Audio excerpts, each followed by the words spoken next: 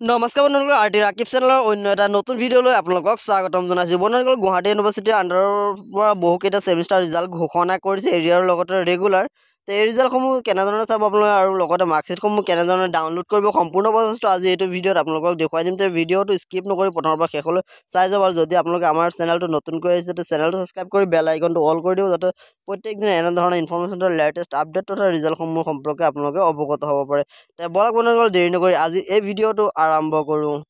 বন্ধুসকল আপোনালোকে প্ৰথমতে আপোনালোকৰ ৰিজাল্ট চাবৰ বাবে গুৱাহাটী ইউনিভাৰ্চিটিৰ যোনটো jiopportal.in আপোনালোকৰ যোনটো অফিচিয়েল ৱেবছাইট আছে এই অফিচিয়েল ৱেবছাইটটো আপোনালোকে ভিজিট কৰিব লাগিব আৰু ভিজিট কৰিলে আপোনালোকৰ সন্মুখত এনেধৰণৰ এটা ইনফৰমেশ্যন তথা পেজ দেখা পাব আৰু পেজটো দেখা পালে আপোনালোকে ইয়াতে দেখা পাইছে যে জেনেৰেল ন'টিফিকেশ্যন এটা অপশ্যন আছে ইয়াতে আপোনালোকে চিম্পলকৈ ক্লিক কৰি দিব ৰিজাল্টসমূহ চাবৰ বাবে।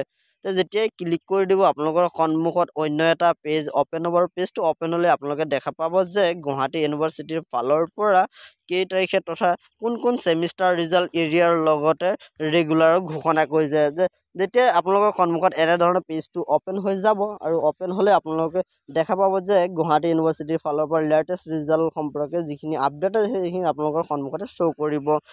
যেতিয়া এনেধৰণৰ পেজটো অ'পেন হ'লে আপোনালোকে দেখা পাব যে গুৱাহাটী ইউনিভাৰ্চিটিৰ ফালৰ পৰা যোনটো 13 মাৰ্চ তাৰিখে আপোনালোকৰ ৰিজাল্ট ঘোষণা কৰিছে MSc CSC থাৰ্ড ছেমিষ্টাৰ এৰিয়াৰ আৰু লগতে BFTD 6th ছেমিষ্টাৰ ৰেগুলাৰ লগতে আপোনালোকৰ LLB 2nd ছেমিষ্টাৰ এৰিয়াৰ ৰিজাল্ট ঘোষণা কৰিছে। সেই ৰিজাল্টসমূহ আপোনালোকে চাবৰ বাবে ইয়াত যি এটাচমেণ্ট ফাইল আছে এই ফাইলটোত ক্লিক কৰিলেও ফাইল আপোনালোকৰ সন্মুখত ডাউনলোড হৈ যাব আৰু লগতে আপোনালোকে এই ফাইলসমূহতে আপোনালোকৰ ৰিজাল্টসমূহ চাব পাৰিব আৰু যদি মাৰ্কশ্বিট ডাউনলোড কৰিব বিচাৰে তে আপোনালোকৰ যোনটো জিঅ' ৰিজাল্ট আছে জিঅ' ৰিজাল্টত আপোনালোকে চাব লাগিব।